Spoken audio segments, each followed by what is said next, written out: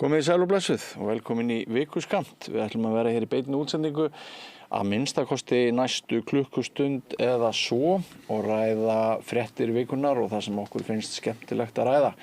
Nú í upptakti sjálfrar hvítasunnu helgarinnar. Og það eru komin 3 góðir gestir til mín og ég held að sá 4. sé á leiðinni. Við ættum kannski, já, þarna dettur svo 4. inn, sæl og blessuð, Steinunn Ólína, velkomin. Hæ. Fyrir ekki hvað ég var að segja, ég held bara... Þú kemur bara inn í beina, þetta er bara glæsilegt, sko. Hæ. Það sópar að þér. Við vorum bara í svo skemmtilegu spjalli við Sanna hérna frammi. Ok.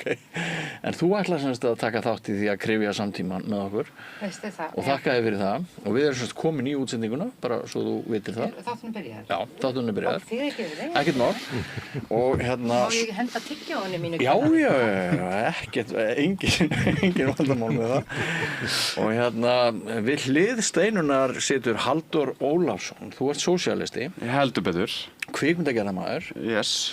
Og þú tókst þátt í, þú varst í framboði fyrir sósíalistana. Jú, ég var í 8. sæti listans. Já, Já. einmitt. Þannig að þú ætlar kannski aðeins að koma inn á það, hvernig reynsla það var. Já. Og svo höfum við Þorstein Sigurlaugsson hagfræðing. Vertu velkominn. Takk fyrir það. Við erum gamli skólabræður. Jú, akkurat. Úr MA. Úr MA. En það liðu margir áratugir áðans að við sæjumst. Já, nú eins og við viljum vera svona, Já. við viljum vera svolítið þannig, sko. Oft á tíðum. Já. Og hérna síðast en ekki síst, Bragi Páll. Skáld, rithöfundur, blaðamaður. Hvað ertu? Ekki kannski blaðamaður. Blaðamaður? Það var einu sinni, en já, ég er aðalega að skrifa bækur núna. Já, skrifa bækur. Verið öll velkomin, gaman að sjá ykkur. Hvað finnst ykkur svona að hafa borið hæst í fréttavikunni sem nú er að líða? Ef við bara svona gefa ykkur opna spurningu í upphafi, hefur byrjað þér Bragi? Byrja á mér, já. Ég var einmitt, ég held ég væri öruggur hérna í hóðnum. Eins og sé, ég er búinn að vera að klára, eða er að vinna í að klára skáldsögur, sko, þannig að ég er með samfélagsmiðla svona í smá kælingu. Já. Þannig ég er blessunlega verið að mestu laus við svona dægur þrassið. Já. En það litla sem ég séð sýnist mér vera bara svona áframhaldandi rex það sama og venjulega, sko. Já.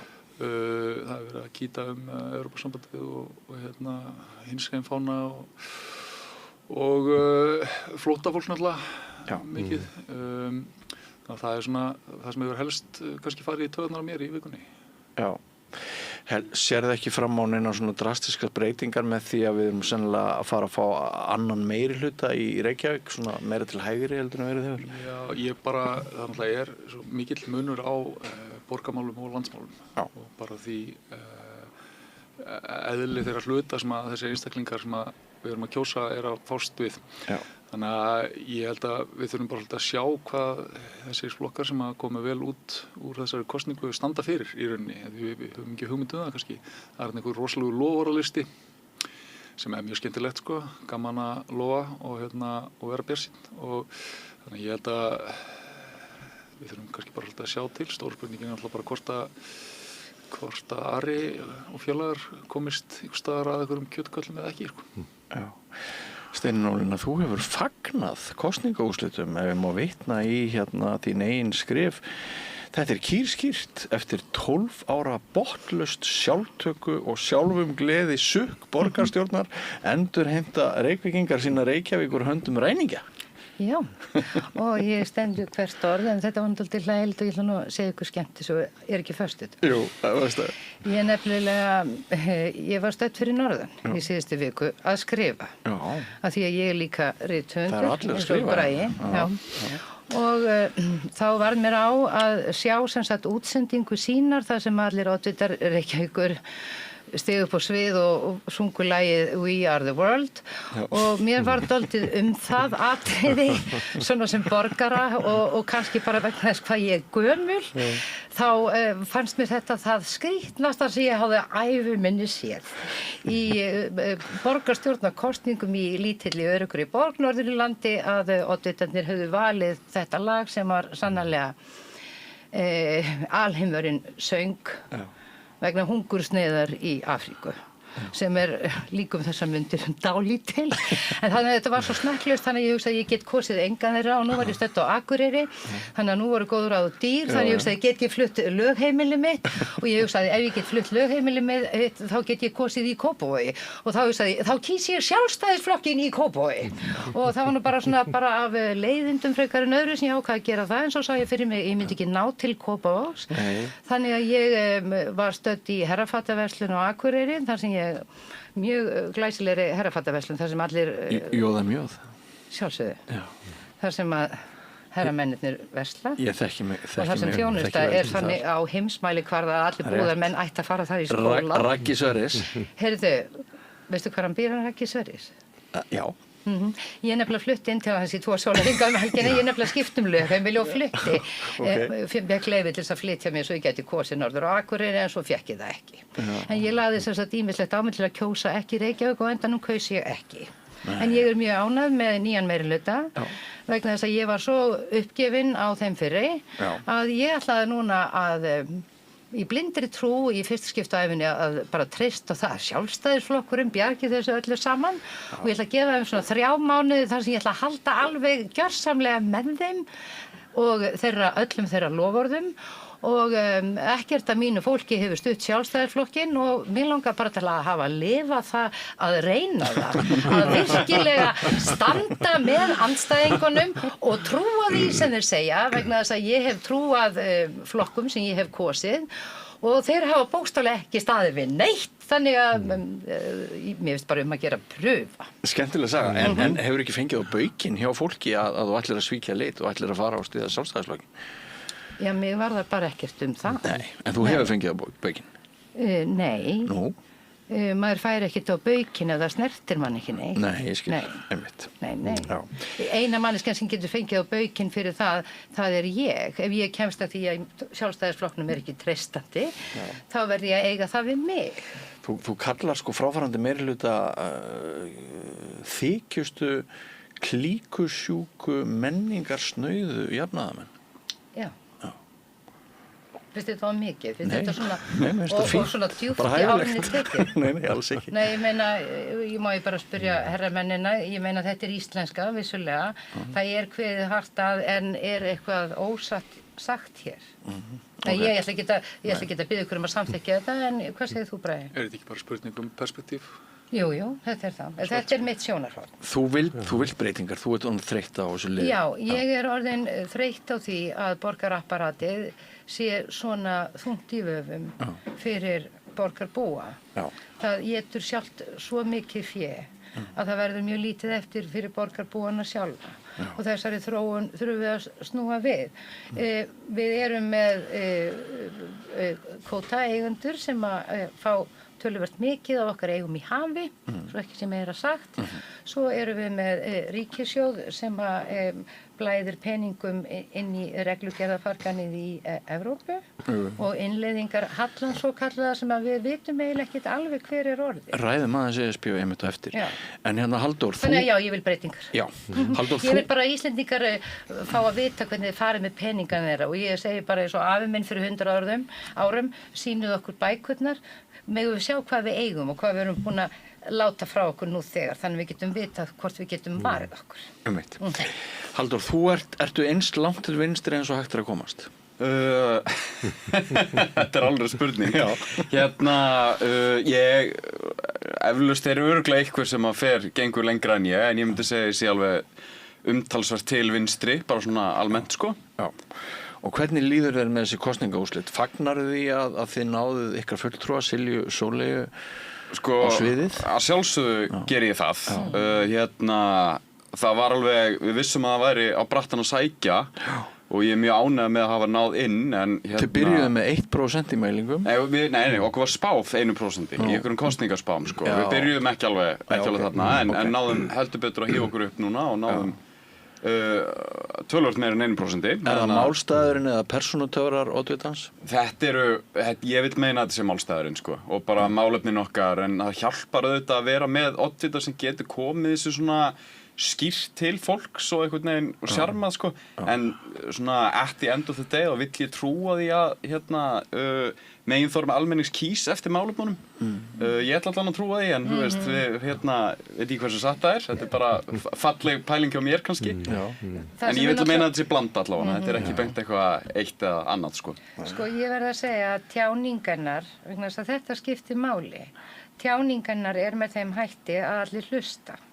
Og það vegna þess að maður sér að hún að segja alveg satt. Já, maður sér einlægni. Og það einlægni og það líka ástríða og hún meinar hvert einasta orð sem hún segir. Svo hlustar hún svo vel. Já, það fer alltaf saman. Já.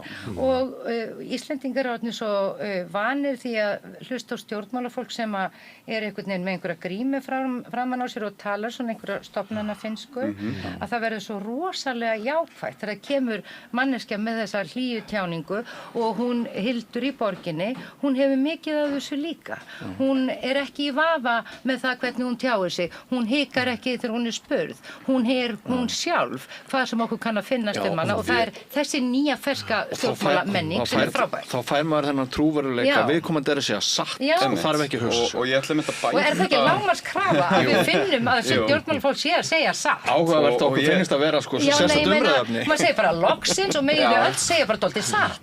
Yes! Og ég held þú veist, það sem ég sá einhvern veginn kannski einmitt til að bæta hún á pistilinn þinn sem einmitt með þess að svona, þú veist að ég held að sko stærsti lúserinn í þessum kosningum var svolítið Framsóknarflokkurinn og Samfylkingin, bara með við síðustu kosningar og ég held að sé eiginlega akkurat þetta, þessi gerfi jafnaðarmennska, standi ekki við það og framfylgja ekki einhvern veginn þessari jafnaðarpælingu í borgin almennilega, þú veist, það ennþá rosalega mikill ójöfnuður. Velkomin að skrifstofu Reykjavíkurborgar, góðan dag og maður bara, what? Já, svolítið, sko, þetta einhvern veginn og ég held að það var svolítið það sem við höfum sjá, ég veit að það bara stór hópur af vinstrafólki sem við vorum að tala við í kosningabaráttunni sem var bara eitthvað, þú veist, þessi vinstri stefna sem Samfylkingin búin að vera að reka bara ekki skila sér, ég ætla að kjósa Sjálfstæðisflokkinn í ár. Þú veist, og það, ég held að það hafi verið svolítið niðurstöðunar úr þessum kosningum, ég held að það bara stórt verkefni núna áfram að einhvern veginn fá þennan hóp tilbaka, sko. Þorsteinn, þá komið að þér. Þú varst einu sinni sjálfstæðismaður, ekki rétt hjá mér. Ég starfaði með Samband ungra sjálfstæðismanna á sín tíma, sko. Já. Heil mikið og það langt síðan reyndar, sko. Og þú ert pólitískt viðrinn í dag, þannig séð. Ég það í rauninni, sko. Já. Ég svona horfa á þetta bara sko Hvað tekur út úr þessum kosningum? Hvað tekur út úr þessum kosningum? Hvaða skilaboð vera að senda? Ég veit það ekki. Mér finnst þetta kannski snýsaldið það sko að náttúrulega þetta var komið mikil þreyta í þetta sko. Meirihlutinn sprakk náttúrulega síðasta kjörtímabili. Meirihlutinn var í rauninni hafnað í síðustu kosningum en hann tókst einhvern veginn að hanga áfram sko. Svona með einhverjum bröðum sko. Og ég veit ekki hvernig á að túlka þetta sko. Þetta náttúrulega snýst þetta líka svo mikið persónur held ég. Ég meina Hildur náttúrulega kemur þarna, hún auðvitað, ég meina hún sjarmerandi, hún fersk og svona. Og hvort hún segir satt veit ég ekkert svo sem. Ég hef alltaf mikinn fyrirvara á mér þegar stjórnmálum virðast vera sannsöglir. Ég held að það sé stundum jafnvel ennþá verða heldur þegar maður sér bara þegar það sé ósagt sko. Það sé bara siðblindir þá. Já, ég veit það ekki, ég ætla ekki að fara að segja að Hildur sé eitthvað siðblind, ég held að þetta sé alveg ágætismanneskja. Það heldur hún sé alls ekki. Nei, ég held ekki, ég held að þetta sé ágætismanneskja. Já, það er ég vissi.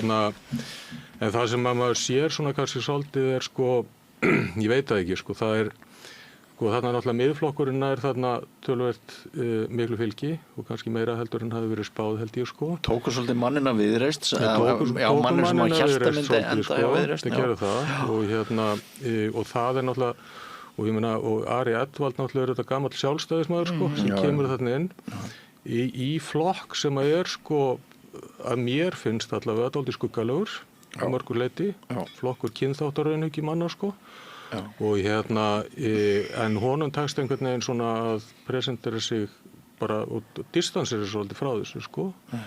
Og ég held að hann sé alveg, ég meina, ég kannast við Ara, ég meina, þú veist, hann var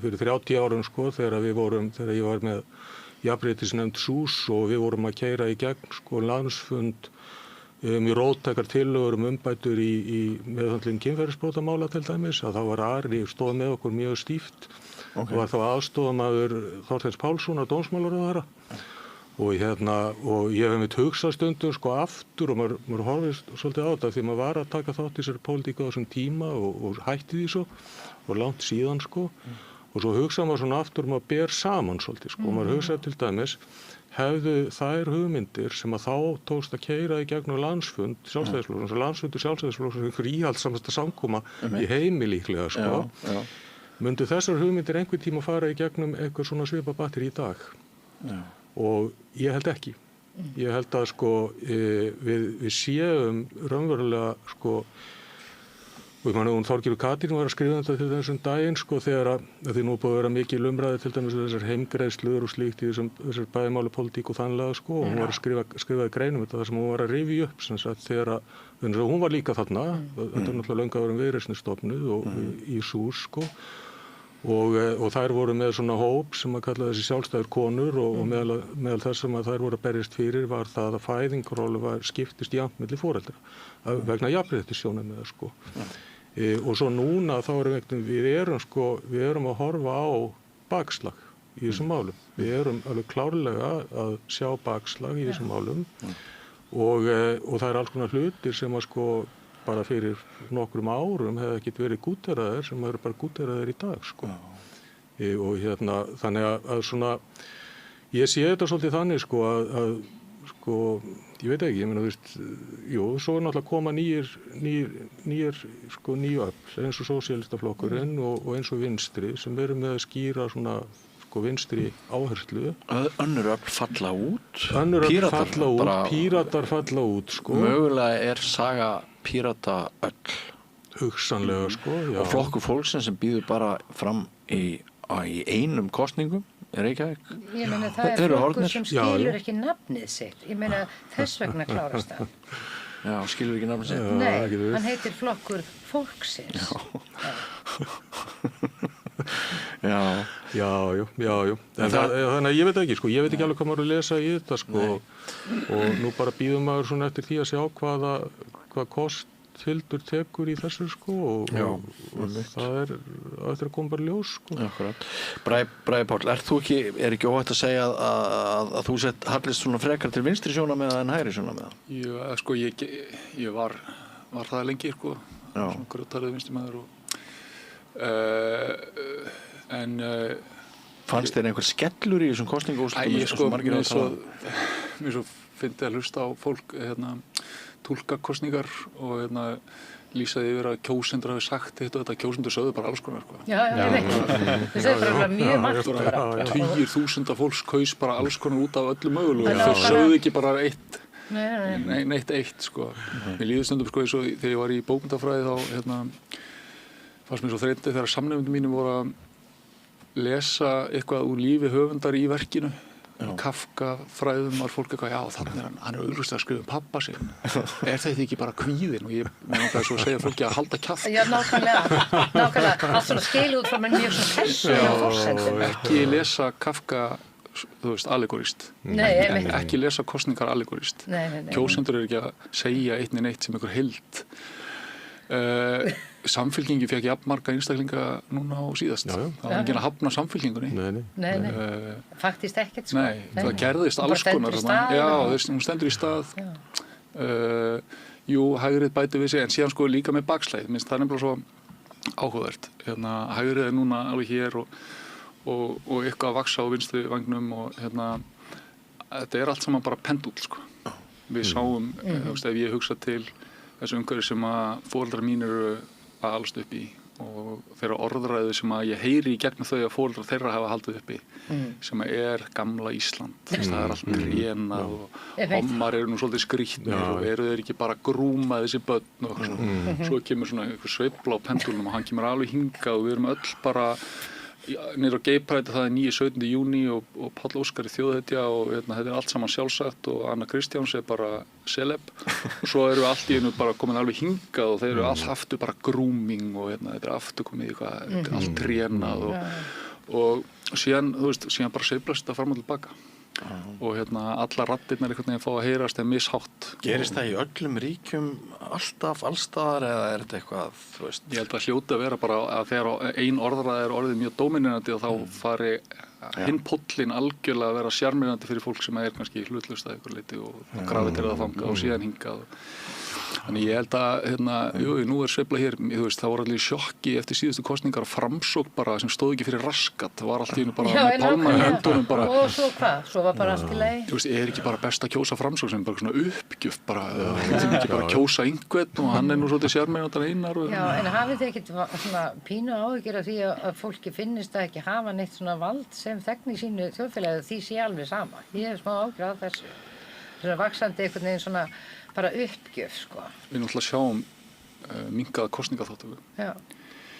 Já, sko, í sumum hverfum, en eins og í Breiðholti er hún niður í 40%, en hún er 60-70% í Grafarvoginum. Og það átti þátt í þessum kosningaúrslitum. En sko í Breiðholti er þetta ekki líka vegna þess að það er mjög mikið af fólki af erlendum uppruna sem er þá ekki að taka þátt í þessu, sko. Í Grafarvoginum aftur er þetta mest fólk. Það er samt að breytast, til dæmis, pólska samfélagi er að verða miklu virkara. Það er að verða virkara, kannski, já. Vinir mínir frá Palestínu fengu post inn á Ísland.is þar sem þeim var tilkynnt að nú mættu þeir kjósa. Og þeir voru svo upp með sér. Það fyrsta sinn sem þeir fengu að kjósa. Hringja í mig bara, hvað eigum við að gera? Og ég sendi það á eitthvað kosningapróf og er eitthvað bara að segja hvað það stendur fyrir. Þetta var mikil upplifun fyrir þá. Fyrsta sinn að fá að gera þetta. Skemmtilegt. Já, vera gildur meðlimur í samfélagi. Ég sagði þeim að sjálfsögðu undirbúa sig undir mikil vonbrigði. Þetta fór brjálaðislega í taugarnar á mér þegar ég fekk þessi skilaboð inn á Ísland.is. Já, ég veit að ég má kjósa. En var þetta þá sem sagt þannig að bara allir fá 3 ár? Já, ok. Ég veit ekki svona skilabóð. Ég kaus samt, sko. Kannski mátti ég ekki kjósa. Sko, en mér langar aðeins að spá í eitt, af því að ég hef svolítið spáð í þetta með miðflokkin, sko. Og aðeins að ég bara svona utan á að skoða konseptið miðflokkurinn. Og þetta er svona ódýrasta leiðin að fara þá að einhvern veginn að tala eitthvað niður til þess að skapa úlfu þar sem er dálítill ótti. Gremjupólitík. Já, og þegar að væri svo auðvelt að sýna fram á það að það var ýmislegt skrítið sem gerðist í ríkisstjórn með það hvernig fólki var heimilað að koma til landsins. Það voru margar svona skrítnar uppákomur í því öllu saman. Og allt gott það að segja nema það að það var ekki aldrei gert ráð fyrir því að það þyrfti að taka á móti þessu fólki. Þannig að það vantaði allt sem að heitir gestrisni. Fólki var boðið í tómt hús og þetta hefur aldrei mátt ræða. Að móttökurnar sem að fólk fengið hafa ekkert verið sérstaklega góðar. Og eiginlega til háborinnar skammar og nú þekki ég nokkur svoleiðis dæmi persónulega og ég veit að þú gerir það líka og þetta er þannig að þegar maður myndi ekki vilja segja neins þar frá því í útlöndum hvernig raunverulega íslensk stjórnvöld sem eru svona góð og opnuðu svona svolítið arminn eins og Merkel þegar Kata opnaði arminn eins og Merkel nema það var bara engar dýnur til engin skóli, ekkert fólk sem kunni á fólk frá stríðshrjáðum löndum, engir sálfræðingar sem kunnu á trámuð börn, engir túlkar, ekki neitt. Og þetta hefur aldrei mátt tala og það hefur verið mjög auðvelt fyrir miðflokkinn að segja fyrirgefiði, við ætlum ekki að ráðast á fólk sem hingaði komið. Getum við bara fengið að vita hvað við erum búin að gefa mikla peninga út úr landinu og getum við fengið að fá brot af því til að kannski bara loka landinu í ár og sinna því fólki sem við hefum úthafið sagt að við ætluðum að taka við samkvæmt einhverjum fucking kvótum, samkvæmt einhverjum reglugjörðum. Vegna þess að Íslendingar eru mjög gestrisin þjóð og Íslendingum svíður það. Hvernig stjórnvöld koma fram við bara fólk sem hingað kemur á alls konar ástöðum, fólk sem er pólitískir flóttamenn og Úkrænufólk og bara allt þetta fólk sem hingað vill koma á alls konar ástöðum. Venjulegu fólk á Íslandi blöskrar framkoma almenni, yfirvalda við fólki. Þér finnst mannúð stjórnvalda hafa verið skötulíki? Já, þú getur sagt orðað þannig. Já, mér finnst það. Já. Mér finnst hún bara fyrirgefið non-existent og mér finnst þetta að vera sýndarmennska frá byrjun til enda og að skömmin lendi svo á þessum útlendingum sem að hingað hafa komið vegna þess að þeim var boðið hingað af íslenskum stjórnvöldum sem var að sýna heiminum og þau vera nú aldeilis land með löndum nema þau bara átt ekki nógu mikið IKEA-kojum handa þessum gestum sem þau buðu í heimsókn og þetta alveg svona smá próblem sem hefur aldrei einhvern veginn mátt að ræða í íslensku samfélagi. Það margt sem yfirleitt ekki ræða hérna. Nei, ég meina, strákar. Hvað ég að tala bara einhverja vitleysu? Nei, ég held að það sé alveg, sko, það sem náttúrulega gerist þarna það streymir hérna inn fólk frá Úkraínu og það náttúrulega út af stríðinu. Venezuela. Og svo Venezuela. Nei, ég meina, og meðferðin á Venezuela. Já, hún var náttúrulega hrikaleg, sko, vegna þess að fólkinu boðið hingað og svo það bara allt í nú rekið aftur heim, sko. Já. Og það náttúrulega bara ólíðandi að hefða sig þannig og það hefur alveg verið gagnrýnt og ég held að það hefur ekkert verið þannig að það hefur ekki mátt ræða það hefur alveg mátt gagnrýna það, sko. Og með Úkraínu náttúrulega þá þetta sko við erum náttúrulega bara í svipari stöðu eins og svo mikið af öðrum löndum sem að taka við fólki sem að flýja þetta stríð með skömmum fyrirvara eða fyrirvaralaust og og það ekkert, við erum ekki tilbúin til þess, ég meina við erum komið með hérna inn í skólana svo kannski fullt af börnum sem að kunni ekki íslensku og þau fá ekki sko, þú þarft að fara í gegnum eitthvað ákveð ferli til þess að þú setur ekki bara eitthvað barn sem kann ekki málið inn í eitthvað bekk og ætlast bara til þess að fara að læra. Þú þarft að undirbúa þetta. Ef þú ætlar að taka á móti 30 börnum frá 30 þjóðlöndum, þá þarf þú að vera ansi góður skóli með góðan infrastruktúr og skilurðu, gera þetta eins og fólk. Og þú leggur það ekki á hæft starfsfólk. Íslenski kennarar bara mjög hæft fólk, en þeim ekki gert kleift að vinna sína vinnu vel. Og hvernig heldur að það fari með mannsandan að geta ekki unnið vinnuna sína vel vegna þess að stjórnvöld gera þér það ómögulegt og þetta sama próblemið eins og inn á spítulunum, ekki satt? Já, og svo náttúrulega líka sko og þetta náttúrulega sama sem á við til dæmis eins og þegar það ákveðið að fara hérna í skóla án aðgreiningar og þess að fylgi í rauninni fjármagn og svo þetta bara, hvernig hefum við að fara að þessu? Þetta bara sýndarmennska allt saman. Þetta svona einhvers konar sko skortur á sko því að fólk plani hlutina og hugsi fram í tíman og þetta ákveðið skeytingarleysi og eflaust líka einhverju leyti sýndarmennska sko. Þetta ábyrgðarleysi fyrst og fremst. Nú ert þú yngstur hérna við borðið. Heldur betur. Og hérna sko, hvernig metur þú til dæmis þína skólagöngu? Var hún góð? Skólaganga mín var bara fín sko. Já, grunnskóla. Ég var Snælandsskóla. Sáttu við grunnskólan? Já, bara svona upp til hópa, já sko. Það sem eins og svona, ég hef tekið eftir, þú veist, varðandi, ég á yngri systkini sko, ég elstur og ég hef séð svolítið svona hvernig, þú veist, staðan var ágætt þegar ég var í skóla hérna fyrir, þú veist, 11 árum. En sko, þú veist, svo kom systir minn heim, skilur, með sömu bók og ég bara íslenska bók, skilur. Já, mogginn er einmitt að skrifa um þetta í dag. Þú veist, hún var alveg 5 ára og búin að fara í gegnum nokkra eigendur, sko, þegar ég tók hana. Það var alltaf lægi, þú veist, á þeim tíma. Svo hafa liðið 11 ár síðan, skilur. Engir peningar fara í þróun námsgagna. Nei, nákvæmlega, og ég heldur mitt bara til að taka svolítið undir með Steinu hérna, þú veist, við erum svo einhvern veginn fallega á pappír, við erum svo góð á pappír og svo einhvern veginn fer maður inn í kerfið og það bara engin eftirfylgni á neinu og það svo einmitt bara geggjað hérna að hafa skóla án aðgreiningar og eitthvað rosa stór konsept og að innlega eitthvað svona dæmi en það þú veist, það þarf að fylgja þig bara eitthvað svolítið markvist fjármagn, yfirlýsingar samfélagi þetta mjög gott orð, við erum við erum rosa með fallegar yfirlýsingar, fallegar stefnur og svo gerist ekki neitt. Má ég lesa smá, hafið þið lesið Íslenska þjóðþætti eftir séra Jónas Jónasson? Já, lesti. Frábær bók. Það hefur lengi verið orð á því gert að Íslendingar væru gestrisnir og enda tækju sér í mein til þess að láta gestum sínum í té. Þetta arfur frá fornöld. Þrátt fyrir allt baslið og fátæktina sem víðast var ríkjandi á seinni öldum, mun því mörgum hafa mátt gefa þann vitnisburð sem Ólafur Tröll gefur Íslendingum að þeir gefi gestum af góðum hug það litla sem þeir hafa og gleðin skín út úr augum þeirra þegar það þegið með þökkum. örfá dæmi svo kvikindislega nísku að mönnum hafi verið útýst að þarfalausu nema þá helst í harðindatíð þegar menn höfðu ekkert eða lítið sjálfur og allt var fullt af uppflosningum. Og einhverju lögðu það í vana sinn að útýsa fólki þótti það ekki síður skammalegt en önnur og meiri brot. Stundum held ég að það sé bara betra að gera hlutina illa heldur en ekki.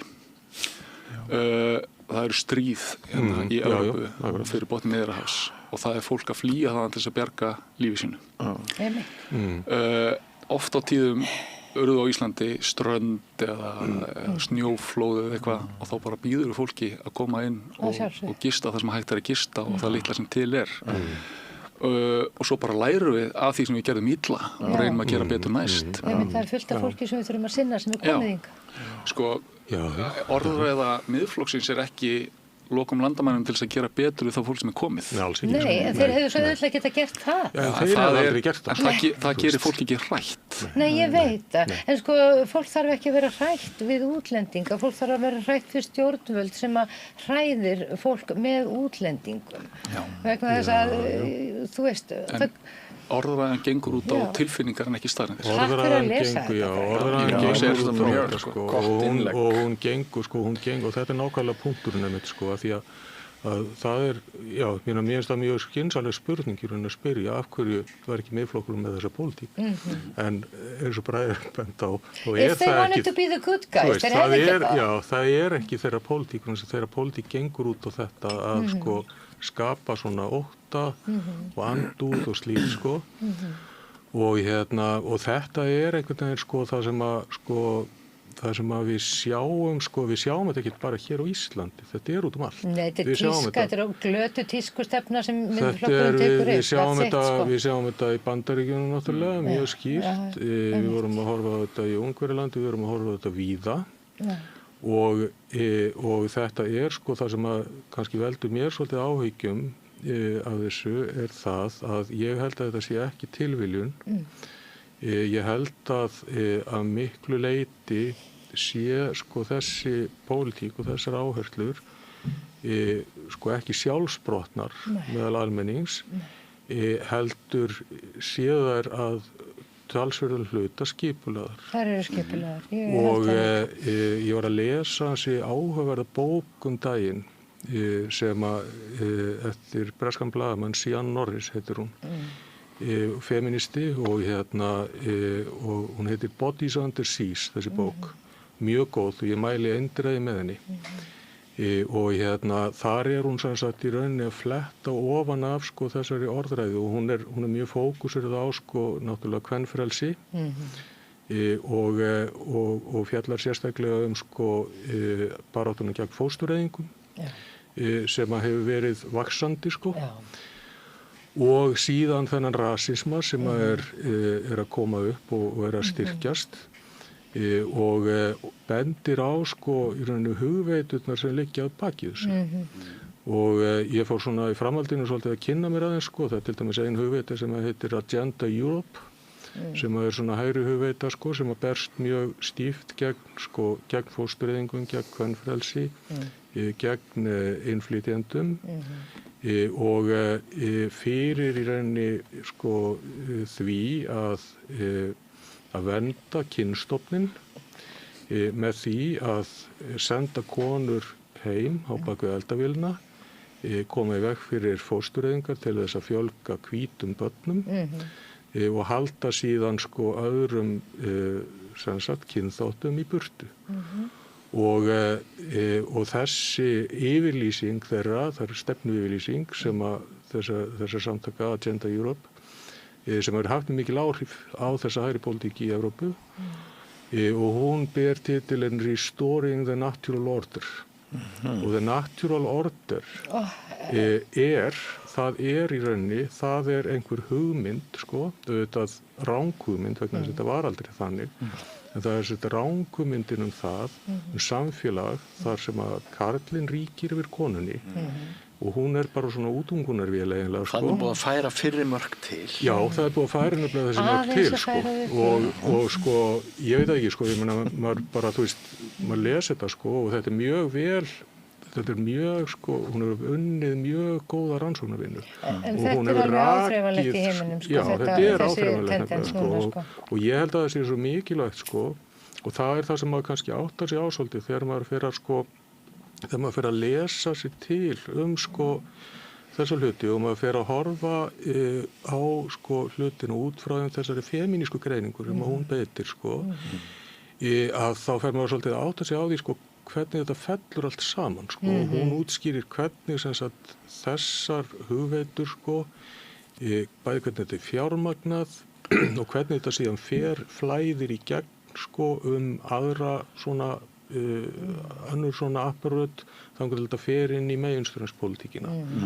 Og og svo, sko, horfir maður á enduróminn í rauninni af þessum öfgahugmyndum, sko, í pólitíkinni, maður sér þetta bara fara vaxandi og það gerist þetta voðalega svona hljóðlátan og svona, sko, að því virði svona sakleysislegan hátt, sko. En svo áttar maður sig á því þegar maður fer að hugsa og ég meina, tökum bara heimgreiðslunar, sko. Heimgreiðslu pólitíkina sem að margir segja bara já, er þetta ekki bara fínt, við leysum þó þessi vandamál, sko. Þú veist, með að við erum ekki með nógu mikið leikskólaplásum og svona. Og það eru margar konur sem vilja bara gjarna vera heima með börnunum og svona, allt þetta, sko. Og þegar maður horfir á þetta í samhengi við það, sko, þannig er ekki verið að tala það að lengja fæðingarorlofið. Það er ekki verið að tala það að þú farir í fæðingarorlof og svo ferðu aftur í vinnunni þína þegar því er lokið. Þú segir upp vinnunni þinni. Þú ert heima og þú ert, sko, þú missir í rauninni fjárhagslega sjálfstæðið þitt sem kona. Og þú ert bara upp á makan komin, já, og þetta erum við að horfa á. Og margar konur áttar sig ekki á því að þær eru að afsala sér sko, fullveldi sínu með því að velja það sem er best fyrir þær og barnið að þeirra mati auðvitað hverjum tíma. Nákvæmlega, og mér finnst einmitt gott að þú nefnir þetta fullveldi. Já, þetta er nefnilega fullveldi. Það er alltaf verið að tala um fullveldi, sko, og þá er alltaf verið að tala um fullveldi einhverja stjórnmálamanna, sko, yfir þjóðinni. Þessar heimgreiðslur voru einmitt í kappræðunum eitt af því sem maður sá að voru mjög ólíkar skoðanir framboðenda. Já, mjög ólíkar skoðanir, sko, en ég veit þetta bara að klára þetta aðeins með fullveldi, sko. Sko, ég er mér hrifinn af fullveldi, en ég er mér hrifinn af fullveldi fólks yfir sínu eigin lífi. Já, nákvæmlega. Það er það sem ég finnst vera meginatriðið, sko. Og það er náttúrulega, það sem er svo stórkostlegt vandamál til dæmis í okkar samfélagi, að fátækt fólk á Íslandi er náttúrulega jaðarsett vegna launa sinna, en hallinn er þó verstur á því miður kvenfólki sem er í viðkvæmari stöðu oft með börnum og einstæðar. Og þannig að mismunun alltaf endar alltaf verst á konum og afkvæmum þeirra af öllum kynjum og þetta er bara fakta og mér finnst bara einhvern veginn 2026 að þetta er ekkert að vera dispjútur. Þetta á ekki verið það. Þetta ætti ekki að vera dispjútur. Ég meina, því miður strákar mínir, þá er ég manneskjan við borðið sem get komið út úr mér barni. Ég er faktist bara dýr sem get sko bara verið með barnin í mér og svo bara kemur barn og það bara gerist eitthvað svona. Og that's it. Sko, biológist er ég bara dýr og hvernig karlkynið sem kemur allt út úr svona dýrum eins og mér getur verið að lemja á því er bara svona eins og eitthvað svona vákvæðir hata sig mikið að geta lamið mömmu sína. Þú veist, gatið sem hleypti þeim inn í heiminn, svo standa þeir og lemja það. Og þeir eru að lemja staðinn sem þeir komu frá. Nei, ég meina þetta er alveg ævintýralega vitlaust og að sjálfsögðu er þetta ekki svona með alla kallmenn, en suma, þeir eru svo reiðir út í það að hafa fæðst að þeir bara vilja bara murka lífið út úr þessum konum sem að leiðum þeim að komin í þennan heim sem er náttúrulega stórkostlegt undur. Það er líka svo margir þeirra einir og einangraðir. Hvernig var leiðrétta þessa vitleysu stráka? Eða, heyrðu, ég vaknaði í fyrradag með, ég var búin að leysa hérna kynumræðu vandamálin í svefni. Og ég vakti unnusta minn og hann bara, please Steinun, ég er ekki búin að fá mig kaffi, þetta er aldrei kaffi. Og vegna þess að ég er búin að segja við hann, sko, ástin mín, ef ég bulla mikið, þá máttu segja bara stopp. Skilur, og mátt líka segja farðu út og þú mátt líka segja talaðu við vinkonu þína. En allt hérna, hvar vorum við stödd? Já, hvernig á að leysa þetta? Það eina sem þarf að kenna börnum í sambandi við kynfræðslu, bara eina. þá þarf náttúrulega að kenna þeim líkamann sinn. Og það þarf að kenna þeim hversu ólíkir líkamar fólks eru. Hversu ólíkir að styrk þeir eru. Og svo þarf bara að segja við unga drengi þegar þeir eru komast á kynþroska aldur. Það þarf að segja, elsku vinur minn, ef að þú ert einhvern tímann svo heppinn að það vill einhver stelpa koma með þér og sofa hjá þér, þá þarf þú bara að muna að segja eitt. Og það er, hvað vilt þú gera? That's it. Og þetta er svona Íslendingasögu mál. Og strákar í þessu landi þurfa bara að skilja hvað þessi spurning þýðir. Og þá getur orðið svo ævintýralega skemmtilegt hjá þeim vegna þess að íslenskar konur eru engar tepurur. Og þær langar allar að eiga góða kærasta, bara svo það sé sagt. Já, nákvæmlega, sko. Þannig að þetta er eiginlega ástarkveðja til ykkar strákar og nennið að kenna bara ungum drengjum. Það er bara þetta sem þið þurfa að segja. Þetta er rosalega gott, sko. En að því þú sagðir að þetta væri einfalt. Já, þetta er einfalt. Ég ætla að kasta smá bombu hérna á borðinu núna. Guðmundur Hrafn Arngrímsson, formaður Leigjendasamtakanna fyrrverandi, var oddviti sósíalista í alþingiskosningunum í einhverju kjördæmi. Já. Hann er að skrifa á Facebook í dag honum hafi blöskrað, sko. Hann er svona gæi sem að maður skildi ætla að væri ekki að skrifa það sem hann er að skrifa núna. En hann segir að honum hafi blöskrað þegar hann sá kynfræðsluefni og klámkynningu í skóla barnungrar dóttur hans fyrir og verðan samt seint sakaður tepruskap. Honum hafi blöskrað hinsegin fræðsla í leikskóla hans yngstu og hann segir Vesturbæjar föðurinn sem er búinn að vera í fréttum í dag. Ég skil vel þennan föður og þakka honum fyrir að sýna það hugrekki að stíga fram og skora sjálfhverfu sumra sem ranglega kenna sig við feminisma á hólm. Ef við ætlum að eyða tvíhyggju úr hugsunum og orðum þá þurfum við að ganga ansi langt. Mér finnst persónulega þetta sjálfhverfa stjórnlyndi hafa keyrt þverbak og svo segir hann þetta snýst aðalega transhluta fræðslunar að verða að kenna börnum að það sé bara hægt að skipta kyn sem er einfaldlega ekki rétt. Þetta ruglar í sjálfsmynd barnanna og hefur mjög skaðlega áhrif á sjálfsmynd þeirra barna sem ekki eru sátt við sig sjálf fyrir á meðan kynþroskaskeiðið gengur yfir. Ég ætla að hætta núna. En sko En nú ætlum ég bara að fá að segja þetta, af því ég hef opinberað það fyrir framan alþjóð að ég lenti í 2 barnanýðingum fyrir 10 ára aldur, síðan var mér nauðgað sem 14 ára stúlku og svo aftur tæplega 30. Og þegar maður er lítið barn og maður hefur verið misnotaður kynferðislega, þá lítur heimurinn öðruvísi út heldur en fyrir öðrum börnum og allt efni sem tengist kynfærum, kynlífi, líkama, öll umræða slíkt þegar maður er lítið barn og maður hefur verið meiddur er svo skelfileg að þið getið ekki ímyndað ykkur það og þess vegna segi ég burt með þetta efni úr skólanum fyrir minnstu börnin, ég er að segja bara fyrir minnstu börnin, vegna þess að þau hafa ekkert með þetta að gera og fyrir lítil börn sem eru hugsanlega verið að misnota í þessu landi, þá eru svona bæklingar liggjandi út allt, myndir af líkömum eða tala svona hluti getur verið svakalega erfitt og triggerandi og nú tala ég af reynslu. Þannig að þér finnst það að hafa verið of langt þetta er gengið ekki í þessu. tímabært þegar börn eru lítil.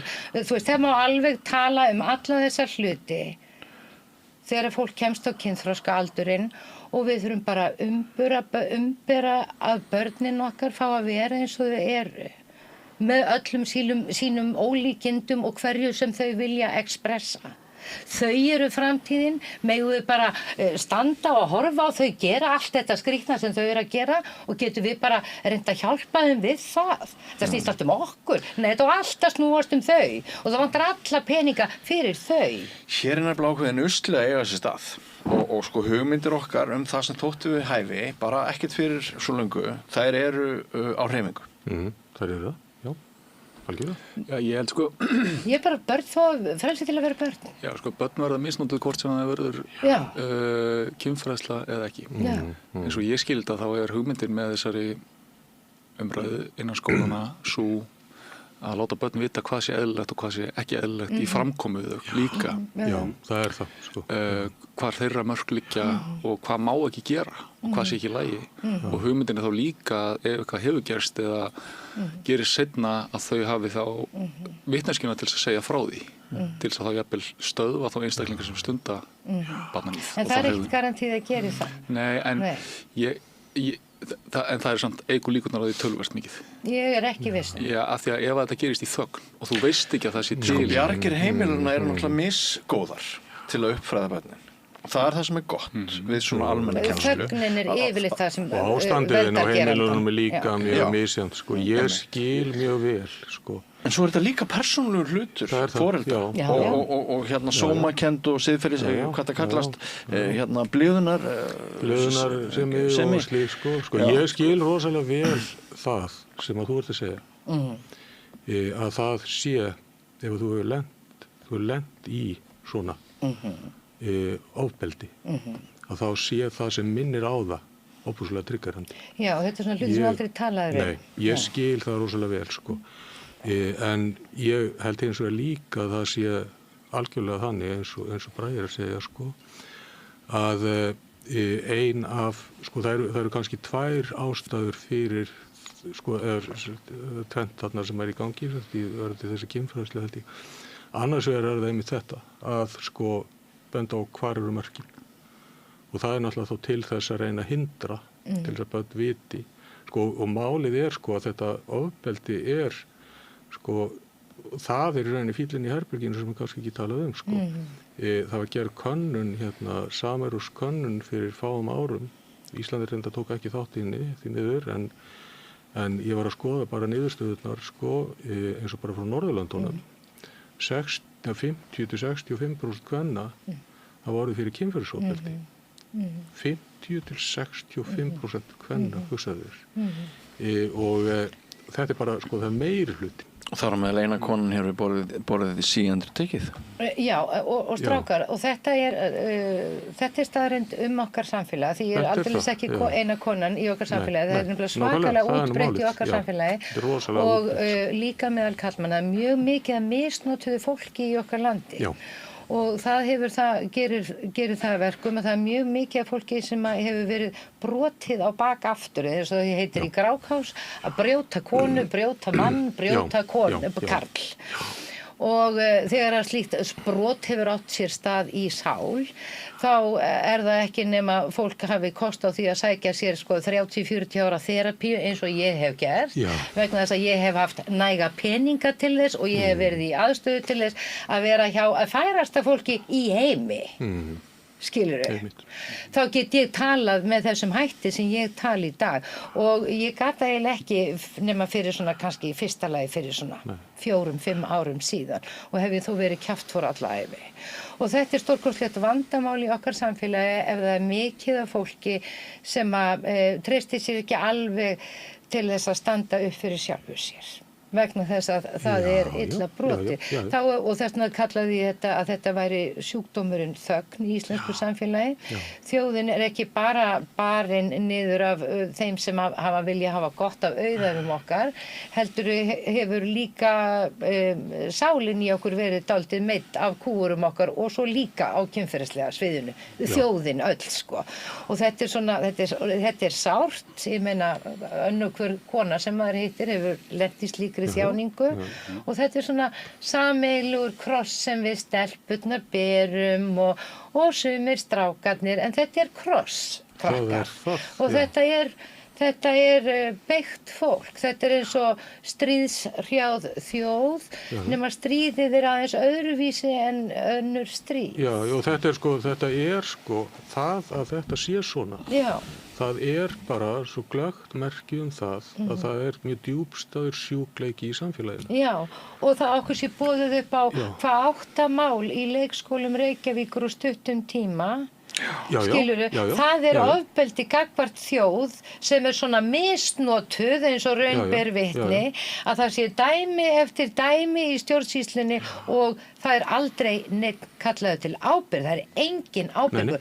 Borgin er ekki ábyrg, fyrirgefiði, borgarstjórn eru launþegar hjá Hverjum? Já, Borg og þjóð, borgarbúum og þjóðinni. Þú vilt segja eitthvað, Mig langar svo bara- ætla ég að skipta umræðinni. Heldur við þau. Mér langar að skjóta inn í sko að því ég er hérna að vera 27 ára og ég er hérna... Lötuð og Nei, gömul og hérna, leiðinni. Þú mátt líka segja mér sem Þú mátt segja bara, hættu kæftið þeirna. Það segja vinni Sko, mín, já. hérna, og ég er kannski svona smá fulltrúi mitt hérna klámkynsluarinnar. Og Bara- mér finnst þetta er mjög, mér finnst það áhugaverð umræða sem er að eiga sér einhvern veginn svona þessa, út af þetta þú veist, innan veggja skólans. Ég var í kynfræðslu sem skilur úlingur, það sem að einmitt, þú veist, þá var verið að kenna okkur einmitt svolítið svona samþykki og heilbrigð samskipti og allt þetta og mér fannst það hérna mjög gott sko, ég var mikið hjá Siggu Dögg, hún var með fyrirlestra, það var geggjað sko. Þú lætur vel af þeirri fræðslu? Já, klálega sko, alveg bara absolutt og ég held að það var hérna það heppnaðist rosalega vel og bara þroskaði mig mikið sem unga mann skilurðu þegar ég fór í þetta og ég held að það allt hafi verið jákvætt sko en mér langar að beina sko aðeins utan veggja skólans er sko þú veist, ég held að það sem hann verulega fokkar einhvern veginn í sko kynheilbrigði þú veist, í svona hausnum á hérna unga fólki og í dag sko það er að við erum með hérna tæki í vasanum sem að eru með sko bara beint streymi inn í bara frekar hardcore klám og mér finnst einhvern veginn þú veist, mér finnst það svolítið hafa gleymst í umræðinni bara hversu mikið það hefur áhrif á skilurðu einhvern veginn bara dópamínmyndun barna og bara heilan og þú veist það þegar að úlingar og börn þurfa að taka ákveðin svona þroskaskref í lífinu er að vera með eitthvað tæki sem svona dælir í því bara einhverju, þú veist, einhverju kjaftaði. Heldur það klámið brengli hugmyndir ungs fólks eigið kynlíf? Bara, ég held að það séu bara rannsóknir sem að segja það, sko. Nei, ég meina, ef þetta Þú veist, absolutely, þú veist, þetta er við vitum, ég man hérna, með Sigga Dögg orða hvað klám er rosalega vel sko og það er hérna, þú veist, ef ég er að byrja í fyrsta dagi í löggunni þá býst ég ekki við að fyrsti dagur minn verði eins og Die Hard hún setti það í sem svolítið sama samhengi skilur með þetta en já, þú veist, ef þú ert að fá ef þetta er, þú veist, kynfræðsla sem að bara á, þú veist ég mannalega eftir bara strákum sem voru á mínum aldri sem að voru bara löngu áður en að Sigga Dögg byrja að mæta voru þeir byrjar að, þú veist, fræða sig innan gæsalappa í gegnum bara internetklám þannig að bara já, 100% ruglar þetta í, þú veist, bara og þannig eru þetta titrandi í símanum allan daginn, í vasanum allan daginn og á sama tíma Af hverju ekki búið til betra kynlífskennsluefni en klám í alveg á sama tíma erum við brjáluð yfir því að það sé verið að fræða börn í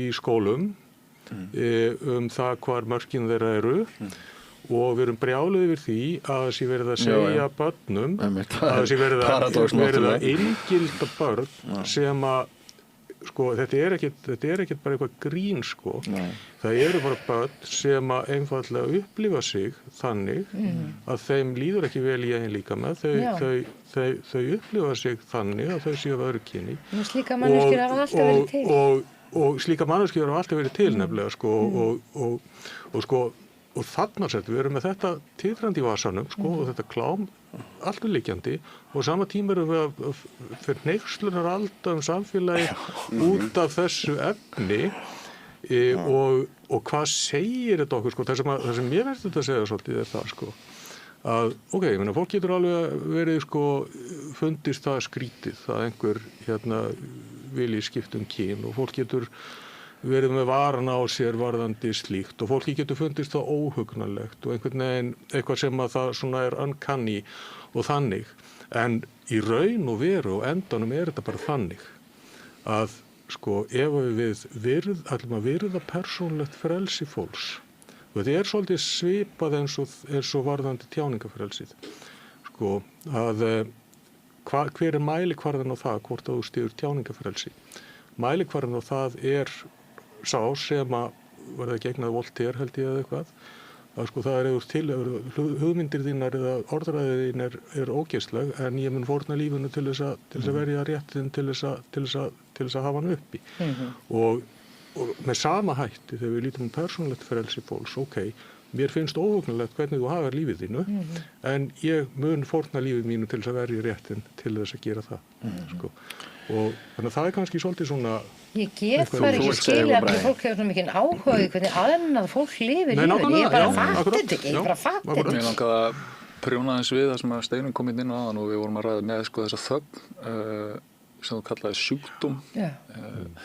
En ég held að sko þögn okkur Íslendingar sé eitthvað miklu djúpstæðara heldur en það sko. Ég held að þetta eiginlega meira eins og eitthvað svona þjóðaríþrótt eða eitthvað svoleiðis.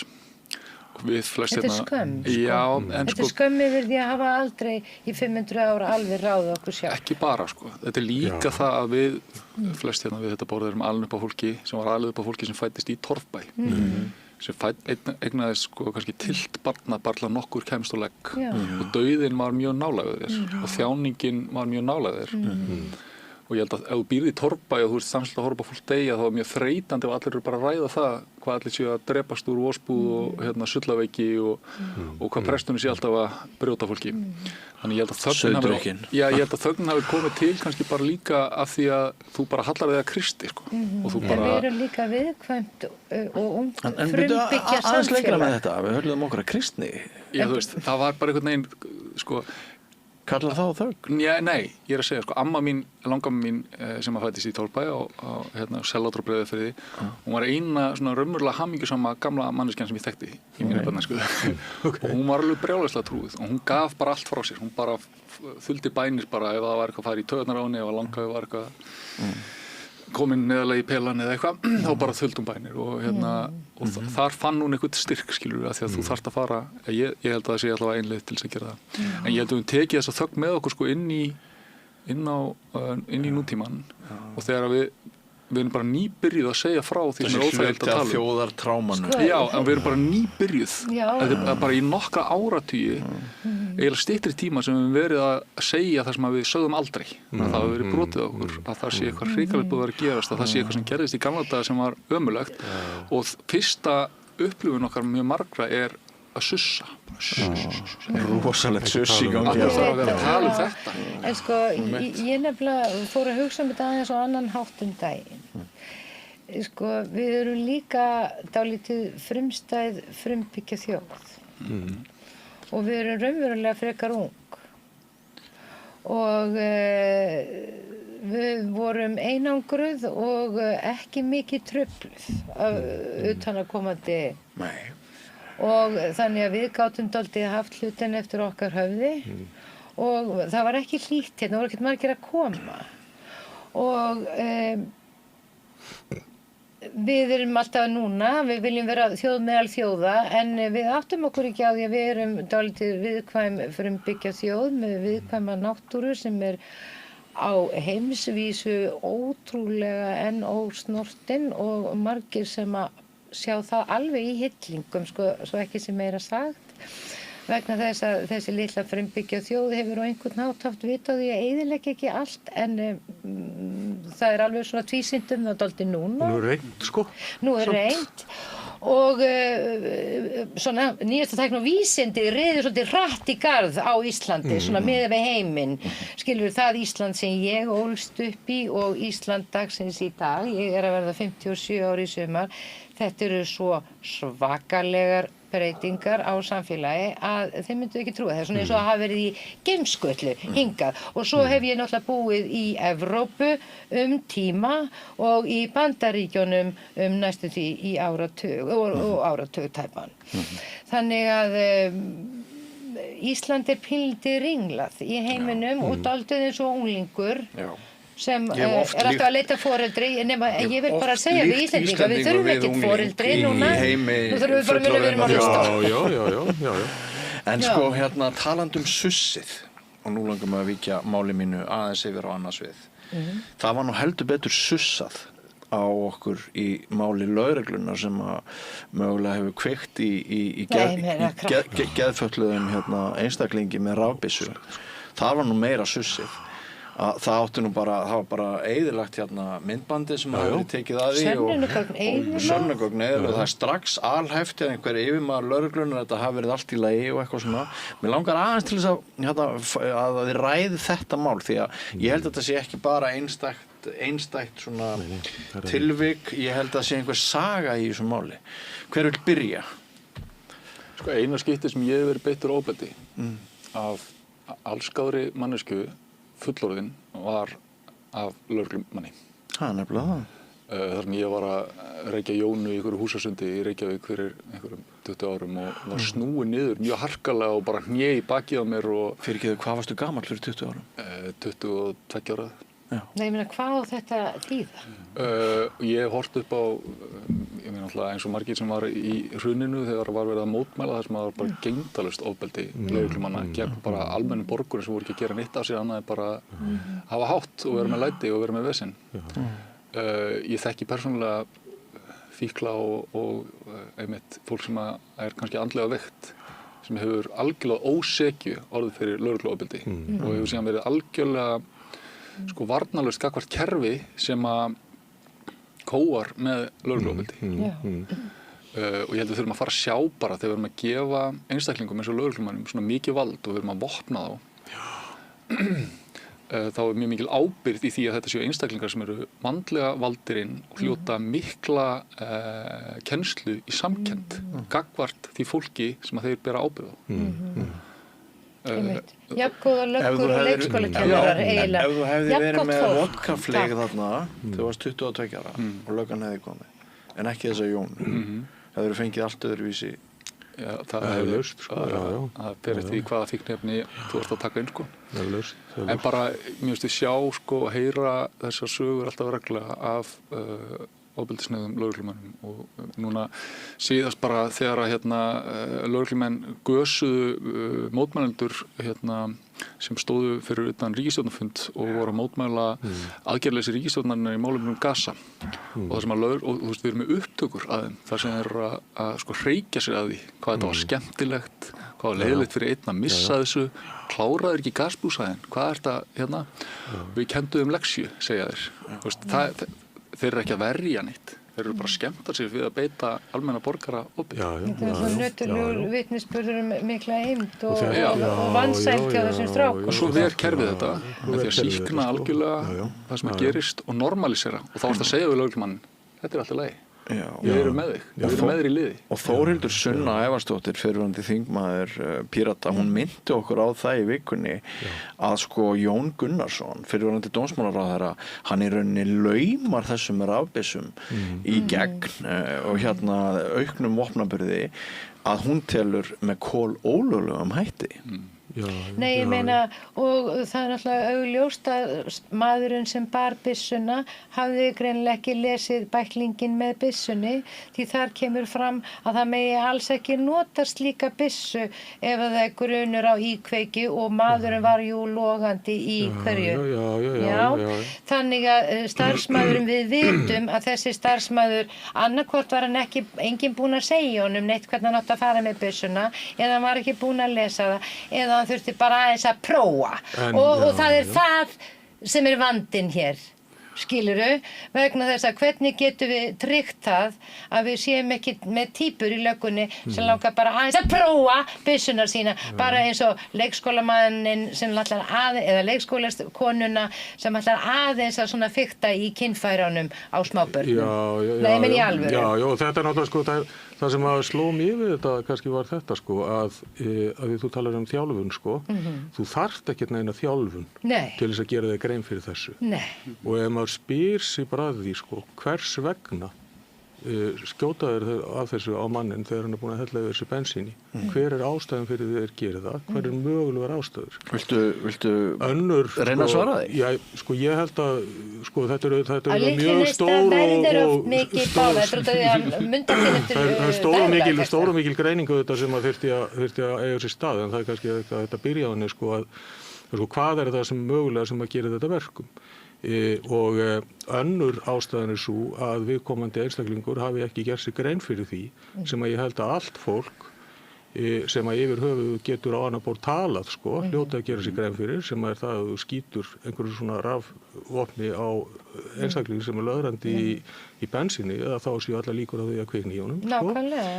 Og þá þar með líka sko, þú veist, og kannski bara alls ekki gera sig grein fyrir því eða verið alveg sama og vitað að hann kæmist upp með það. Og það sem að mér finnst sko áhugavert í þessu máli líka það sko að lögreglustjórinn fullir þér svo að þetta get ekki hafa átt sér stað. Þetta Það get er ekki. hræðileg Sem er náttúrulega, sko... Ég meina allur almenningur sér þetta svart á Allur almenningur sér þetta svart á Nei, ég hvítu, meina- sko. Og svo sko nefnilega, en mál það er þetta með að komast upp með, sko, sem mér svo áhugavert í þessu.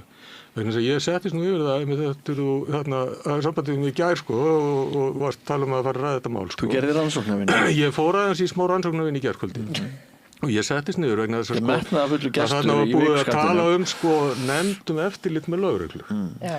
Og Hvað síðan var sá þeim ég viðtal var ég búin að sjá viðtal við lögmann mannsins, sko, og ég held við getum þakka fyrir það að hann ætlar ekki að láta það nægja. Hann er búin að fara fram á sakamálarannsókn sem er mjög eðlilegt að sé gert. En ég kíkti aðeins yfir og rendi yfir svona nokkrar síður af úrskurðum þessari nefndur eftirlit með lögreglu. Já. Og þarna eru mismunandi máli, alls konar mál, sem greinlega bara alls ekki alvarleg og önnur alvarleg. Niðurstaðan er eiginlega algjörlega undantekningarlaust. Nefndin telur ekki ástæðu til aðgerða. Og þegar maður skoðar strúktúrin á öllum þessum úrskurðum, þá er þetta þannig, það kemur einhver kvörtun, síðan kemur eitthvað svona umfjöllun hvert verk síðan nefndarinnar vegna þess að það er náttúrulega fyrsta tekki, það er að reyna að komast hjá því að þurfa að úrskurða, sko. Og svo er sem sagt leita viðbragða lögreglu. Og svo kemur úrskurður. Það er að segja, þarna er nefnd og þessi nefnd sko, þetta er umhverflega sjálfstætt skipuð nefnd, sko. Hún er skipuð af dómsmálaráðherra og mannréttindafélaginu og einhverjum fleirum, sko. Þannig að hún er sjálfstætt skipuð en hún framkvæmir enga sjálfstæða rannsókn. Nei. Það hún spyr bara á lögguna, já, sparkaðu þér í hann. Nei, ég sparkaði ekki, dóm, ok, ekki ástæðu til að gera. Þetta er allt svona. Og lítið það mynd ekki kviknar á búkmyndavélum og það er ekki og einmitt að því að við varum að tala um áðan þetta sko með að með sýndarmennskuna. Þetta er bara sýndarmennska. Þetta er ekkit annað. En það er líka alveg þannig bara, ég þekki einhverja unga menn sem eru, þú veist, í löggunni og eitthvað svoleiðis og það eru bara alveg þú veist, ég þekki eitt sem bara þurfti að færa sig deild 3 af því að hann var bara, þú veist, hann sá bara öll helvisdeildin var bara í því þegar eitthvað mál kom upp þar sem eitthvað var með misbeitingu valds, skilurðu, er að þá var bara, þú veist, þá var ræsa alla mannskapið til að hylja yfir þessu. Já. Þú veist, og hann var bara eitthvað, ég tek ekki þátt í þessu, ég ætla að fara eitthvað annað og svo bara, heyrðu, þetta er líka þessari, skilur þetta er bara verulegu kerfislegu vandi inn í öllu kerfinu, sko. Lögreglan er rekin á sektum. Þetta er ekki lengur lögregluþjónur, heldur lögreglumenn og lögreglukonur og innheimtumenn. Og það gengir svo hart að þessu að þú veist, það er 1 kílómetri fram yfir hámarkshraða. Ég held að ég segi þetta þannig, ég nefnilega kann ekki á bíl. Þeir ganga lengra og lengra. Nei, og þá kom bara svona 2 unga lögreglu. Nei. Viðurkennir þú glæpinn? Ég var viðstödd einu svona daginn og ég bara... Notaði orðið glæp? Sko, það var þannig að ég... Það var nálægt í. Nei, sko, það var þannig að það datt að mér andali. Já, viðurkennir þú brotið? Sagði svona mjög ung stúlka og maðurinn sem var að keyra hjá mér var bara svona... Ha? og ég var hérna þú skílumöndi fram yfir og sektin, hún fyrir að fjall eins og hamar og bara þú veist ykkur 1000 kallafarnir nei, ég meina, sko, ef að lögreglan er bara að reyna að hafa tekjur á því að ónáða fólk við bara sakleysislegt líf, þá erum við mjög vondum málum, en ég tek nefnilega undir það sem að Bragi segir, ég er nefnilega þekki því miður líka töluvert vel afskipti lögreglu af allskyns fólki jaðarsettu í okkar samfélagi og það er aldeilis ekki gott ástand í þeim málum. Þessi einstaklingur er eins jaðarsettur eins og jaðarsettur og því miður oft framkoman alls ekki í gestrisinn elskuleg eða manneskjuleg svo það sé sagt.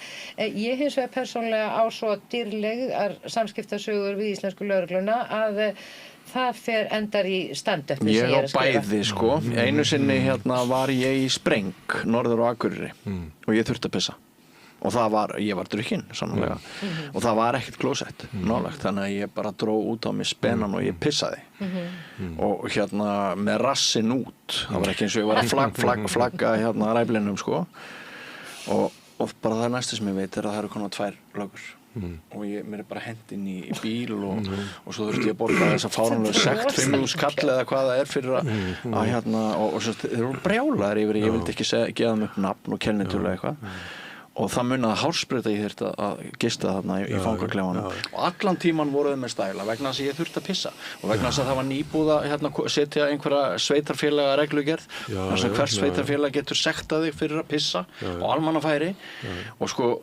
þannig að ég á svona sögur, ég á líka góðar sögur. Sko ég vil benda á tvennt og hvet fólk sem að horfa og hlusta alltaf skoða. Það annars vegar það sem í rauninni þetta að kalla hervæðing lögreglunar á Vesturlöndum á undanförnum áratugum.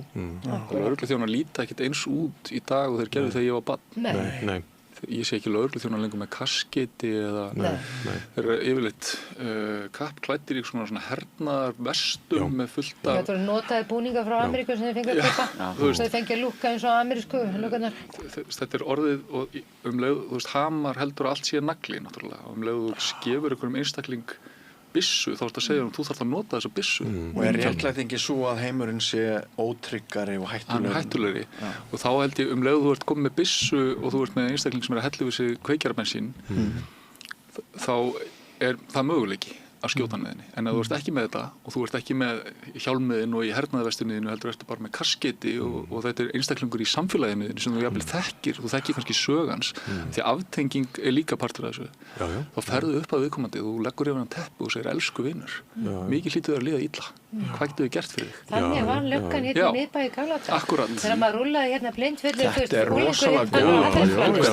Ásýnd lögreglu er orðin skuggaleg. Þegar ég var á fyllir í Stykkishólmi sem barn, þá er ekki verið að taka mig og lemja mig að henda mig inn í fangageymslu heldur er mig bara skutla heim og sagt heyrðu þetta er nú meira rugli. Það var nú Ammenna Laufeyjar sem vinnur nú hérna á Sjónstöðinni sem var hérna niður í bæ og hún bara eiginlega sá allt Hattarisplanið, hún Laufey gamla í Grjótaþorpinu. Mamma Andreu Jóns. Já. Og ég meina hún bara sá hann og ég meina svo hnift hún í sig að Steina mín fara nú að koma þér heim og svona, hún gerði svona hluti og svo satt maður hjá henni, ég meina lögreglan var ekkert inn á gafli hjá henni, við vorum inn á gafli og þetta var pínlítið hús og við tróðumst þar í stöfluðum okkur til þess að þurfa ekki verið út í kuldan. Þetta gekk bara alveg ágætlega og svo var stundum einstaka sinnum bara foreldrar sem að tóku svona að sér að vera aðeins svona á vaktinni, skilur bara gott fólk sem bjó í Grjótaþorpinu og í hérna Vesturbænum og svona. Og stundum var það þannig að foreldrar vinamanns sögðu svona, jæja, stelpur mínur, eru þið ennþá í bænum, vita foreldrar ykkar hvað þið eru? Og þá voru við að nei, við stálum út í gluggann í Bærdals og blindfullar, skilurðu? Og þá sagði einhver farið að fara heim, elskurnar. Þetta var nú bara svona þegar ég var lítil, sko.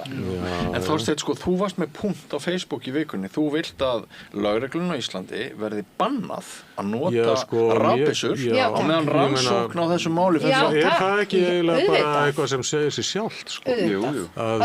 Vegna þess að þarna náttúrulega, sko, þarna er maður sem hann er komin á spítala í Noregi, hann er brunninn með annars og þriðastins brunna í lífshættu vegna þessarar líkamsárásar, sko.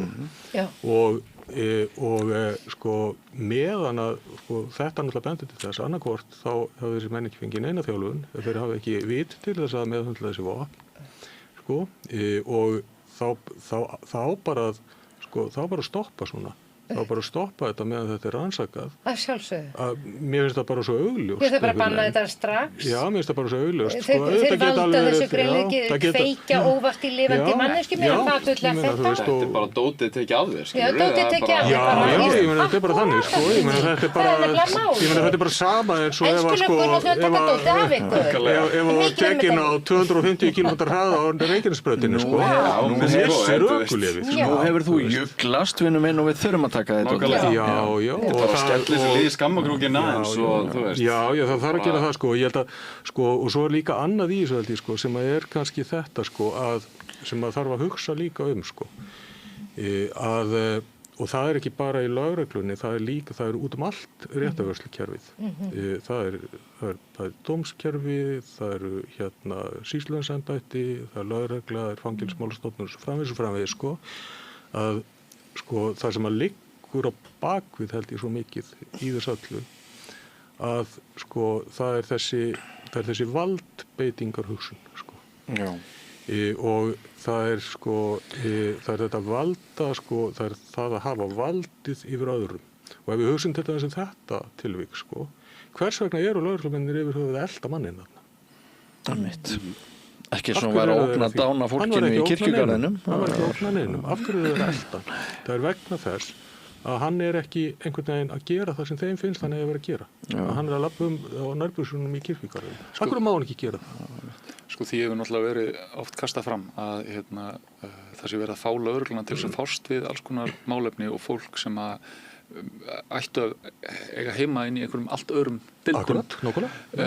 Þú veist, þarna kannski bara réttar að kalla til einhvers konar geðlækni eða svona teymi, viðbragðsteymi. Og þá segi ég bara af hverju ekki að taka peninga sem að fara í það að vopna lögregluna og breyta inn í einhvers konar svona cosplaying her og setja þann peningi að búa til viðbragðsteymi á vegum Landspítalans eða á vegum Konukots eða á vegum einhverja annarra stofnana sem að fara og hitta einstaklinga sem eru andlega veikir eða í neyslu eða hvað annað og taka fallega utan á og segja, heyrðu, við skulum hjálpa þér. Ég meina, ef að lögreglan lítur á venjulegt fólk, allt venjulegt fólk sem hugsanlega glæpamenn, ef það er byrjunarpunkturinn, þá byrjar skekkjan svona. Sko, almenningur er ekki glæpa. Lögreglan á að passa almenning. Og passa almenning fyrir sér. Ef að við hittust í bænum og við erum eitthvað þá er lögreglan að koma að segja, strákar, róið ykkur. Já, guð. Þú veist, það er þetta. Það er mikil humanity, sko. Eins og mjúki dyravörðurinn, skilur við í á barnum, þú veist, svona bara fyrir allt samfélagið. Ekki melludólsdyravörðurinn og drókbúsdyravörðurinn, þeir eru hvert er aftur íslenska orðið? Já, lempni er orðið sem á við. Ég bara koma fram við fólk í kærleika. Kærleika og lempni. Fyrirgeðu ungt fólk, samkvæmt starfslýsingu á að haga sér eins og ungt fólk og bara haga sér alveg eins og vitleysingar. Getur þau bara fengið að gera það í bara nokkuð öruggu umhverfi. Heyrðu kæru vinir, við erum búin að spjalla saman í 5 korter. Þessi þáttur er oft bara klukkutími, nei, ekki fyrirgefa neitt. Ég ætla ekki að sleppa ykkur alveg strax. Það er hvítasunnuhelgi, það er frí á mándaginn og við fengum 2 góða veðurdaga og einhver spurði hvort það væri ekki föstudagur og mér langar til þess að skilja við ykkur á persónulegum nótum. Þú ert að syngja fyrir okkur lag? Nei, ekki alveg það en ég ætla svona aðeins að fara aftur inn í föstudaginn sko, að Bragi, af því þú varst að segja okkur að þú hefði verið að skrifa, varst að klára bók? Ég var að klára fyrsta uppkast. Fyrsta uppkast? Ó, það er alltaf svo stórt. Hvers konar bók er það? Þetta er einhver skaldsaga. Já, skaldsaga. Og er hann ætlað að koma út í haust? Í haust, já. Spennandi, til hamingju. Takk fyrir. Og ertu komið útgefanda? Já, ég bara, það er sama alltaf. Það er bara sögur. Sögur? Já. Er það ekki bara frábært forlag? Ég hef bara verið mjög káttur þar. Já. Þau voru eina fólki sem vildi gefa þannig að viðbjöð út, sko. Þetta viðbjöð? Já, ég skrifaði... Gott fólk. Mjög gott fólk, Tommi og Anna. Dásanlegt fólk. Þau, sko, ég skrifaði fyrstu skáldsöguna mína, hún var tilbúin svona 2018 og ég sendi hana á öll forlög og fór í samtöl við forlög og það, hún þótti of grótesk og óþægileg og einhvern veginn svona kannski fjall ekki alveg inn í hefðbundin svona bókmennafræðilegan skilning eða þá flokka sem þar í búði, þannig að ég var einhvern veginn svolítið munaðlaus með hana og svo endaði ég á að senda hún og Tom hana og Tommi er sko dásamlegur. Hann les hana og ringir í mig og segir bara, heyrðu, við gefum þetta út, þetta er bara skemmtilegt, við gefum þetta út, óbreytt. Tommi er sko með þá, hann viðurkennir það alveg, hann sé engin bókmyndafræðingur og hann segir bara, bækur eru bara tvennskonar, þær eru bara skemmtilegar eða leiðilegar og þetta er ekki flókið. Honum fannst þessi skemmtileg? Já, það var Austur fyrsta skáldsaga mín og síðan hef ég gefið út hjá honum. Þetta hefur verið mín 5. skáldsaga hjá honum. Já, og skynsamir ertu að vera bara hjá þeim áfram. Já, það var reynst mér vel. En að því erum að tala þessum bækur, eru þið búin að lesa bókina Skýrðis? Já, nei, ég er búin að lesa hana og ég er búin að gera þáttum hana. Já, nei, bara, mér finnst þetta stærsta bók sem ég komist í bara held ég 15-20 ár. Já, þetta er einhver... Og hún er, sko, ég á eftir svona 5 blaðsíður og ég tím ekki að klára. Nei, ég skil. Og, sko, þetta er stór bók. Ótíð í víti. Ótíð í víti. Og þetta er persónuleg saga hans af svona ferð hans heilbrigðiskerfið og sinn eigin huga. Rosa gagnrýni á lækna. Já, og hann svona lýsir viðureg sinni við heilbrigðiskerfið og ég þekki það dálítið eigin raun af reynslu í gegnum veikindi Stefáns Karls heitins. Og þessi bók, hún slær mann svo oft svo raunsannan tón og maður þekkir hvern einasta hlut sem hann að tala á þann hátt og hann að lýsa ekki bara hrundu heilbrigðiskerfi, hann að lýsa samfélagi þar sem fólkinu finnst að vera yfirgefið. Þetta miklu stærri en persónuleg reynslusaga heilbrigðiskerfi, þetta heim sem orðinn kaldur fyrir fólkinu sem byggir heiminn. Og mér finnst hún alveg makalaus þessu bók og ég búin að hlæja og hágráta og bara svona instant, bara svona fara svona alveg takast á loft og mér finnst þetta bara merkilegasta bók sem ég hef lesið bara í háa herrastíð ég er svo montinn. Það skulle fæða svona bók hérna á Íslandi, ég er alveg bara að trillast. Ég held að ég var búin að sjá eitthvað aðeins þessa bók og svo ert þú að segja frá henni núna og ég held að núna bara þegar ég er búin að hjóla heim þá bara byrja ég að labba niður á skólaverðstíðinni í bókabúð og ná mér þessa bók Og fyrir þau eitthvað sem vilja stytta ykkur leið eigið ekki pening til að kaupa bókina og nennið ekki að lesa hana þá getið þið farið inn á YouTube og slegið inn Samstöðin og Ótíð í víti og þá bjó ég til þátt þessa bók síðastliðinn mánudag með Guðmundi Andra Thorsinni sem var einu sinni ritstjóri og henni Kristínu Gunnlaugs myndlistarkonu og ég ætlaði með þetta að halda áfram og ég ætla að kalla læknana að borðinu og halda áfram eitt af sterkasta sem að ég man úr þessari bók núna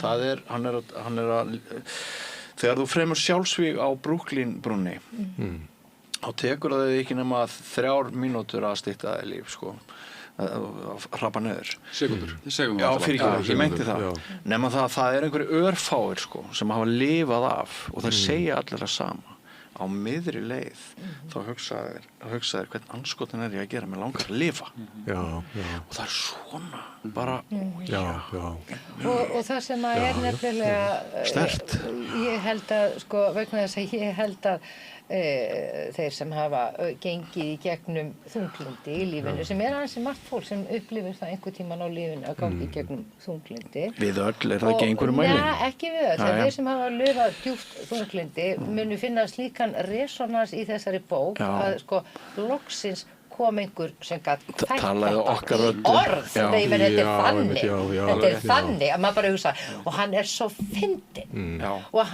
það er ekki verið að smyrja nein og nei það er bara hrár sannleikurinn erindið skilur og þá kemur myndin svo skýr þetta er bara risastórt mál En Bragi Páll, mér finnst samt að við höfum aðeins tekið fókusinn af þínu afreki Fyrirgefðu, þú ert æði fyrirgefðu hann er bara eldri, sorry Ber þín bók vinnuheiti sem þú getur upplýst? Nei, eiginlega ekki ég er svona að vinna með eitthvað nokkra titla sem að ég vil ekki gefa neitt upp alveg strax En er hún grótesk, segir þau? Ég nú er ég komið með eitthvað svona pínu lesendahóp sem að virðist laðast að gróteskunni á eitthvað nátt þannig að mér finnst ég ekki geta svikið hann með því að hafa þetta alveg sterilt en ég hugsa með fyrri bækur mínar séu hún svona frekar hún er kannski minna líkamleg skulum við segja heldur en fyrri bækur mínar Spennandi En þú ert náttúrulega meistarinn í því að dekonstruera að tala tímann það sem við erum öll að lifa og taka það og gera það svona taka það og svona snúa út þannig við allt í henni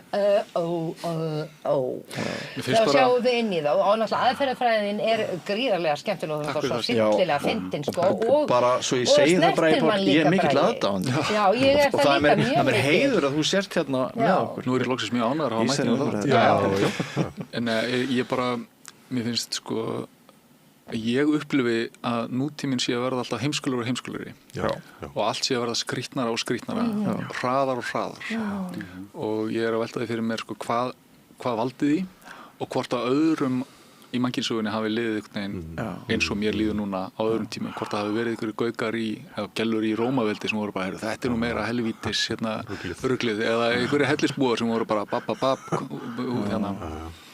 af því að ég velti því fyrir mér sko hvort að þetta sé einhver spírall sem að haldi áfram, þetta sé einhver kurva sem að bara keyrir upp í, eða hvort að þetta sé einhver sveifla eða hvað þetta sé, en ég held að þetta sé ekki bara mín persónulega upplifun.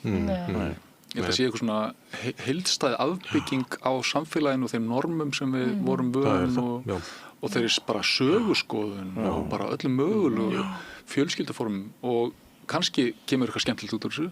Við sjáum að kerfin haldi ekki og við erum ekki alveg búin að átta okkur á hvernig við ætlum að díla við þá föll. Við erum alls ekki búin að átta okkur á. En ég mikill bjartsýnismaður í eðli mínu. Ég líka. Og ég held meira þess að þegar katastrófur eru að eiga sér stað þá kannski þurfi það að gerast til þess að það komi eitthvað betra út úr þeim sko.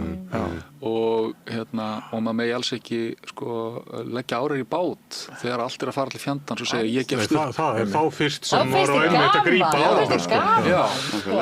Og þetta bara þessi kínverska bölvun að upplifa áhugaverða tíma sem að ég held að við séum öll sammálum að sé að gerast núna. Finnst þér ekki gaman að vera ungur maður í dag? Hvernig er þetta fyrir þig? Hvernig þessi geðveiki? Hvernig finnst þér að íslenski stjórnmálin séu bara yfirleitt að tala það að tala við Donald Trump? Hvernig finnst þér það? Hvernig finnst þér? Þú veist, það mjög áhugavert að vera alast upp og eiga sín svona sko að verða fullorðin á stupid tímanum frá 2016. Þú veist, það ógeðslega, það fyrirgefðu okkur. Nei, bara, sko, þú veist, ég kannski þetta bara eitthvað að ég svo mikið húmor fyrir sjálfum mér eða eitthvað, en mér finnst þetta, þú veist, bara þetta bara stuð, sko. Þú veist, maður þarf bara eitthvað, maður bara þarf að sjá hvert þetta fer, ég ætla að reyna að berjast fyrir því að þetta fari í rétt átt, skilur, en ekki fara eitthvað allt til fjandans. En þú veist, ef ég bara einn maður, ég get bara gert x mikið, sko. Þú ert ekki einn, sko. Nei, en þú veist, en bara svona varðandi heiminum, skilur, það bara, þú veist, ef þetta fer í ykkur átt, þá finnst mér eitthvað alls konar það, skilur, en ég bara, þú veist, skilur, fyrst að við nefndum á nafnið hans, skilur, bara, þú veist, að hafa bara fákitt, skilur, sleppir sig, bara að reyna að hafa eitthvað gaman úr þessu, sko. Ég held að það sé líka, sko, kannski einmitt þetta, sko, maður kannski upplifir stundum þannig, sko, þú ert bara einn, sko, en við erum mörg, sko, þú veist, og það sem lykilatriði náttúrulega það að fólk nái að standa saman. Alveg 100%. Og takast á við allt þetta slæma þora að óhreinka okkur á fingrunum. Já, að þora að gera það, sko. Og þora að reyna að skilja og reyna að átta sig á, sko. Þetta ekki allt svona erfitt. Við erum að hafa húmor fyrir þessu. Já, nákvæmlega, sko. Ég held svona, sko, ákveðið svona æðruleysi viðhorfi, en sko ekki aðgerðaleysi í, þú veist, aksjónum, sko. Mér finnst það vera svona lykillinn að hvernig maður á að ég á allan að handla þetta, skilja. Já, nákvæmlega, það bara þannig, sko. Æðruleysi fyrir mér en aðgerðir í praxís, sko. En ég á 18 ára strák og hann einmitt stundum að bera saman, sko, þessa forheimskandi tíma sem að hann upplifir þótt hann sé bara 18, að hann sé að lifa miðað við einhverja fyrri tíma sem hann hefur lesið og ég hef kannski sagt honum eitthvað rómantískt úr minni fortíð. En sem sagt, ég var eins velti fyrir mér af því þú ert að tala þetta líka, sko, hver munurinn á einstaklingi eins og mér og þér við ölumst upp á og þér á sama tíma þegar Ísland, sko, rís úr sæ. Það rosalega bjartsýni. Það mikil verður betra frá degi til dags, sko, að verða til í bjartsýni og aukinni menntun og öllu því, eða svona brekku niður. Hvað ætlaði að gera fyrir okkur? Ég vil benda á eitt sem mjög áhugavert, sem að góða fréttir ekki fréttnamar. Heimurinn að skána smá saman. Líf fólks heilt yfir í heiminum að vera betra og betra bara á eiginlega alla mælikvarða. Það eru örfáir sem ekki góðir, misskipting að aukast, misskipting auðs að aukast mjög mikið. Hún að verða álíka á tímum Lúðvíks 14. Já, hún að verða það. Þannig að það svona ýmislegt sem þarf að leiðrétta. En sko heimsósómi og svona svartsýnis fyllir í sem maður getur alveg dottið í og getur alveg verið skemmtilegt líka. Það er alveg bara áhugaverður svona sjórængjahattur að setja á sig og vera bara en það ekki til neins. Einskis. Nema þess að það getur oft leitt mann til aðgerða. Eins og þú varst að tala að finna eitthvað svona kyrrð í sér gagnvart því sem að gerast í storminum, sko, en vera samt tilbúin að klæða sig í úlpuna og setja á sig trefil, sko, og fara út í hann. Þannig að þú veist, ég bara, að því bjartsýni er svo miklu skemmtilega ástand heldur en bölsýni. Og þú ert að segja að Trump sé ekki lýsandi fyrir þá tíma sem... Þú veist, svona vitlýsingar eins og Trump hafa alltaf komið upp. Já. Og valdakerfi eins og... Ég vil bara segja, sko, ég ætla að biðja alla Íslendingum að ná sér í rauða sundbóli og sundskýlur. Vegna þess að við þurfum alltaf að vera Baywatch eða strandverði til að passa landið. Skilur, bara fyrir alls konar í sumar. Og ég fór á bæ. Sko áramótin, ég var bara, megi allar þessar fucking tískusjópur fyllast af rauðum sundbólum og rauðum sundskýlum og vitum menn so be it. Og þær eru komnar og ég held að bara, og ég að reyna að ná í hana Pamelu Andersson og voru svona spögt, hún geti komið og hjálpa okkur að verja fyrir hún vinkona Kristins Hrafnssonar. Ég veit allt það, við erum búin að reyna að fara þá leitir allt í skoðun. Ég að reyna að ná í hana til að láta hana koma og hjálpa okkur að bjarga ströndunum af því hún náttúrulega aðal strandvörðurinn. Hún frábær manneskja. Og hún þarf ekki að fara aftur í hennar búning, við bara förum í hann, hún búin með þetta. Hún líka gallaður marxisti. Já, ég veit það. Og þannig að ef einhver þekkir hana betur en Kristinn Hrafnsson þá má reyna kalli hana og náið ykkur í rauðar skýlur, þetta must. Ég ætla að kaupa það á eftir. Þetta H&M. Klukkan orðin 4:30. Þú varst að bara rétt í lokin, ég ætlaði að minnast á það fyrr en þú gerði myndina Bubba. Heldur betur. Já, var það? Framleiddi hana. Ferlið með Bubba. Ég ætlaði alltaf að spyrja það út í titilin bara. Já. Þetta var þetta góðu titil? Nei, Hefur þetta spyrja einhvern ráð? Já, við reyndum Vá, hvað spurður mörgum ráð? Ég spurði alla félaga minn upp í sambjóum og allt svoleiðis, sko. Ok. Þú hefur kannski átt að hringi Braga? Mögulega. Já, hann er nefnilega ritverð. Já, ég bara var ekki með kontaktið þinn. Þú getur hringt í Björn að því hann er Braga. Nú var Ásgeir leikstjóri heldur pirraður þegar ég segi þetta, en ég reyndi eins og ég gat af því að þetta var alltaf bara eitthvað svona working title, bara, þú veist, myndin er ferlið hans Bubba, þannig ég var bara eitthvað, höfum þetta bara, þú veist, projectið í bara Resolve hét þetta, sko, og ég var alltaf bara eitthvað, ok, við þurfum á einhverjum tímapunkti að finna titil, og svo skyndilega var bara eitthvað, ég var bara eitthvað, þetta er glataður titill, sko, mér fannst það allavega, en svo bara svona æxlast þetta, þú veist, við erum 3 í þessu, ég var bara felldur í atkvæðagreiðslu, þannig ég hafði ekki meira þetta að segja. Varstu röddskinseminar? Ég meina þessi alltaf röddskinseminar, þú veist, en Þú kalla skjalið Eyrarans Bubba og myndaði þið bara Já, einmitt. Það er ótrúlega vandræðilegt, það er alveg bara nákvæmlega. En myndin er hins vegar mjög góð. Hún er að klára sýningar núna í Bíó Paradís. Já, og það er enn hægt að sjá hana. Það er enn hægt að sjá hana. Ég held hún sé bara ég var að tjekka á þessu á sunnudaginn í kringum 2-leytið. Á hvítasunnudag? Heldur betur. Ég held að það sé opið, sko. Steinleikur, sko. Lærður þú kvikmyndagerð eða eru bara alltaf verið að Ég er bara svona amatör, sko. Sjálfmenntaður, já.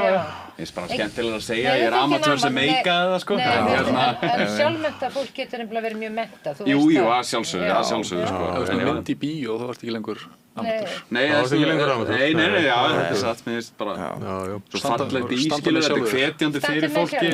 Fyrir fólki heima, sko. Sjálfmenntaður kvikmyndagerðar. Ég er sjálfmenntaður kvikmyndagerðar. Og myndin er í bíó á Íslandi, þetta er alveg svolítið Já, þetta er stórt. Og ég menna, þú veist, vinstrið, sósíalistarnir hans voru að koma manni og það er góði dagar hjá þér. Það er alltaf uppleið, sko.